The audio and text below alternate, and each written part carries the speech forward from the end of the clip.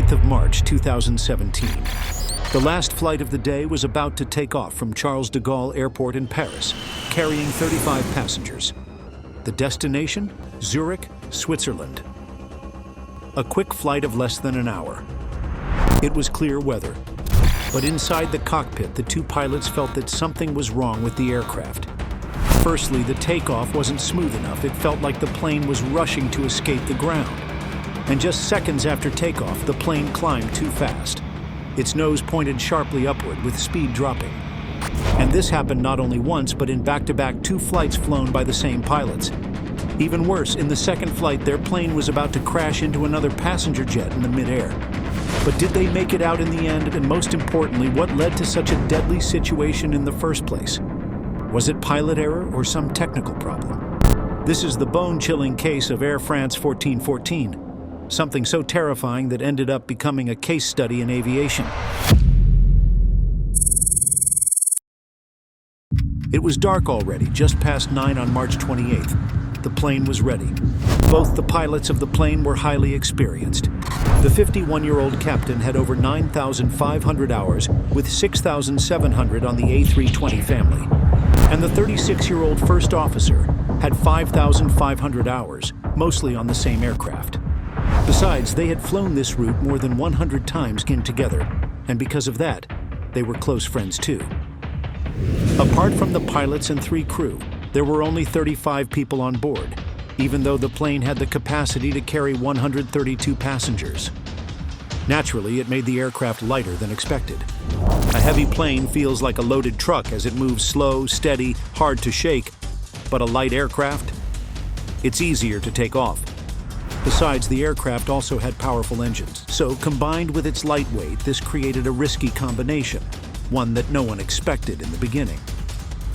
Usually during takeoff, pilots aim for a climb angle of around 15 to 18 degrees. But with a light plane in full thrust, that angle can become 20. And that's when things can get unstable. To prevent that, Airbus uses a fly-by-wire system. It's like flying with a smart co-pilot that smooths the ride. But if the pilot pulls too hard and too fast, not even the computer can help. And that's exactly what was about to happen in this flight. As the flight left the runway, the climb angle increased sharply, and the nose tilted upward. The climb felt shaky and out of control. And then the pilots had to deal with a whole new problem. Inside the cockpit, the screen that normally guides the pilot, called the flight director, suddenly went blank. But something in the background, a hidden safety system deep in the flight computer, had just activated. And this was not supposed to turn on in normal flights, but what triggered it? To understand that, we need to rewind just a bit. See, this flight's takeoff wasn't truly routine, and the pilots had decided to use full thrust, not the usual reduced power method most airlines use. Normally, Airbus pilots use a system called flex temperature. It's like telling the engines to pretend the air is hotter than it is, because hotter air means less power. So by tricking the system, the engines give just enough thrust. Plus, it saves fuel, lowers noise, and keeps the engines healthy. Boeing also does the same thing, but they call it assumed temperature. They also have something called D-rate that fixes power limits. Overall, you can say that both are smart ways to avoid stressing the engines. But today, the Air France pilots decided to go full thrust. Why? Because they just wanted to practice, to experiment, or you can say, to try something new, since flying in a usual manner had become too ordinary for them. The first officer even hinted at it in the briefing. Faster takeoff, steeper pitch, quicker flap retraction. So they knew it would be a little more aggressive. Once ready, the plane taxied to runway 27 left. First, it was 10 minutes of calm taxiing. Then takeoff clearance came. The engines roared to life. The aircraft shot down the runway, lifted off, and that's when things started moving fast. The first officer aimed for the usual climb speed, but with full power, the plane was too fast. So he had to tilt the nose angle more upward than normal to stop the speed from rising too quickly. 5 seconds after liftoff, the climb angle was already at nearly 20 degrees. Speed hit 147 knots. It was still safe, but climbing fast. And then came the surprise. 6 seconds later, the angle reached 24.6 degrees. The side stick was still being pulled back hard. This side stick basically acts like a joystick, and pulling it back means telling the plane to raise its nose upwards and climb. And that's the point when the aircraft's safety systems kicked in. Airbus jets have multiple digital protections. One is pitch protection. If a pilot pulls the nose up too high, especially with flaps still out, the system steps in. And this time, something really went wrong. The flight director suddenly disappeared from the screen. So there's no more pitch advice, and the plane had already reached its safety limits. It was now depending on its automatic safety systems. But the first officer kept pulling the control stick. That triggered another safety feature that shouldn't have turned on right now. Toga LK. Toga LK is a command meant for emergencies, like when the plane is taking off or when a pilot has to abort a landing and climb again. It makes the engines go to full power. But this flight was already climbing and already at full power. So why was the plane acting like something was wrong? Let's break it down. The Airbus A320 has a smart safety system called Alpha Floor Protection to stop the plane from pointing too far up and stalling. A stall happens when the plane's nose is lifted too high and air stops flowing smoothly over the wings. Without that airflow, the wings can't hold the plane up, so it starts to fall. And to avoid this, the system always watches the angle of attack, which is the angle between the wing and the oncoming air.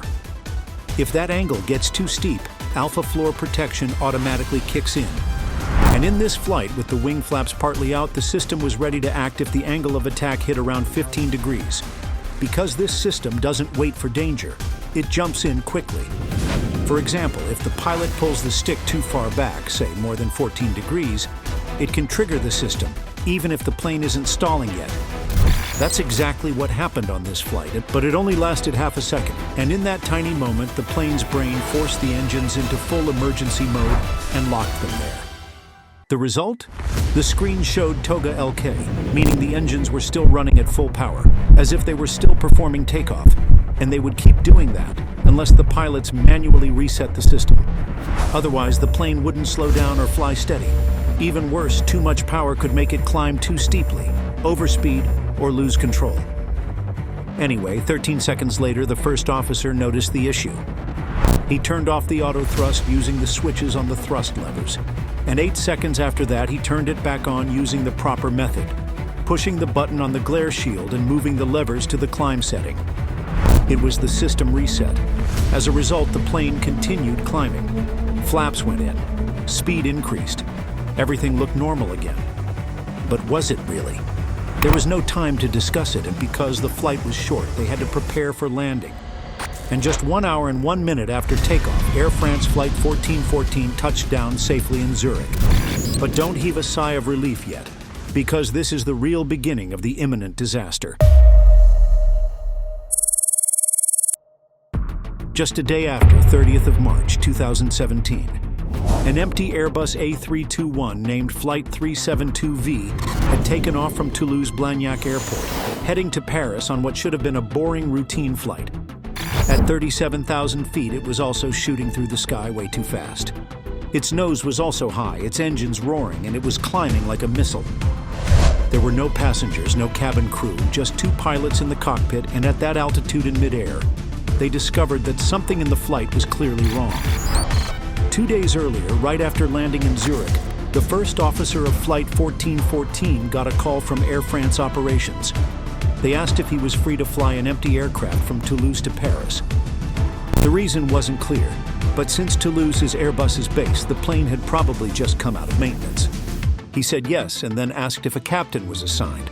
There wasn't, so he asked the same captain he'd just flown with, and the captain agreed. And just like that, the same 2 pilots were now booked to fly an empty jet across France. Fast forward to March 30th. Again, the weather in Toulouse was calm. A few clouds hung around 10,000 feet, but visibility was good. And remember, this time they were flying an Airbus A321, which is a much longer plane than the A318 they'd flown earlier. And by longer, I mean trickier, because if you pull the nose up too fast during takeoff, the tail can hit the runway. That's called a tail strike. So the captain, who was flying the plane, told the first officer to lift off gently by tilting the nose up just 7.5 degrees, considering it a careful, safe, and smooth move. But then came the risky part. They wanted to test something. On the previous flight, the engines got stuck in a strange mode called toga lock, which normally switches off after takeoff. But last time it didn't. As a result, the engines just kept going at full blast. Since they were still puzzled about what triggered the strange toga lock last time, instead of digging through manuals, they decided to do some experiment, mid-air. Risky, yes, but curiosity won. So they planned a full-thrust takeoff just like last time. No passengers, no weight, just raw power. They finished the pre-flight checks, taxied out to runway 14 left, and called the tower. The tower cleared them for takeoff. The wind was light, the skies were clear. Then the engines roared, the aircraft lunged forward. The captain pulled back gently, holding the nose at that careful 7.5 degrees. And then something strange started to happen. The speed shot up, the climb rate jumped. The jet wasn't just flying, it was surging fast. And suddenly, the plane's safety system, Alpha Floor Protection, kicked in. As we explained before, it told the engines to go full blast, trying to protect the plane from a dangerous climb angle. This time, the pilots saw it happen firsthand as they were ready for it. So they quickly switched the auto throttle off and on again to stop the system. The plane kept climbing to 10,000 feet. So far, everything looked fine. But triggering this protection system is like pulling the fire alarm just to see what happens. And in a $70 million aircraft, that's a huge risk. Plus, normally, aircraft climb and accelerate slowly. You gain altitude, ease the climb a bit, and let the plane build speed. But this flight, Flight 372V, did something else. At 10,000 feet, it stopped climbing. And the speed? It shot up and became 260, then 280, and reached 350 knots. This is way above the usual speed limit for that altitude. The radar controller noticed it. The pilots replied calmly, saying they were just picking up speed before climbing again. But then everything flipped when they changed the mode and told the plane to slow down to 220 knots. The plane reacted fast. To lose speed, it again tilted its nose up sharply and started climbing like crazy, like a roller coaster climbing after a fast drop. The speed stopped rising, and suddenly the climb rate increased like 15,000 feet per minute. That's not only steep, it's extreme. The plane reached fighter jet territory, which no passenger jet should ever do. But this was not the real danger at all, because in the same sky, another plane was cruising quietly at 40,000 feet. And it had just picked up something strange, an alert from below. The alert was coming from that Flight 372V at 19,000 feet. Luckily, it didn't turn into a full-blown emergency, but it was a close call. The scariest part? The Airbus pilots below had no clue they'd set off alarms. When a plane climbs extremely fast, TCAS, the safety system that warns about other planes in the sky, goes quiet on purpose. It assumes it's either an emergency or just a small light plane taking off, so it stays silent to avoid distracting the pilots. That's why the pilots of Flight 372V couldn't get a hint about another plane coming. Meanwhile, the air traffic controller on the ground was shocked. They asked the pilots to climb slowly, and the pilots listened. They leveled off at 19,000 feet, and the rest of the flight was smooth. Luckily, just over an hour later, they landed safely in Paris as well. But just think, how would it have ended otherwise? When investigators pulled the cockpit voice recorder, it was too late. The audio had already been erased, automatically overwritten. So they turned to flight data and crew interviews. And what they found was extremely troubling. There was no system failure, no weather issue, just one decision. The pilots had tried to gain speed by pausing their climb and pushing the nose down briefly. Then they suddenly pulled the nose up, climbing steep and fast. But what's the purpose of this kind of experimentation in midair? Turned out that it was actually a manual control error that went out of control. Here's what likely happened. The pilots noticed the plane wasn't gaining speed fast enough during the climb. To fix it, they briefly pushed the nose down, a common trick to gain speed because the plane descends slightly and picks up airflow. But then almost instantly, they pulled the nose up steeply too fast, too aggressively. And that sudden sharp climb caused a dangerously high angle of the nose in comparison to the speed the plane had.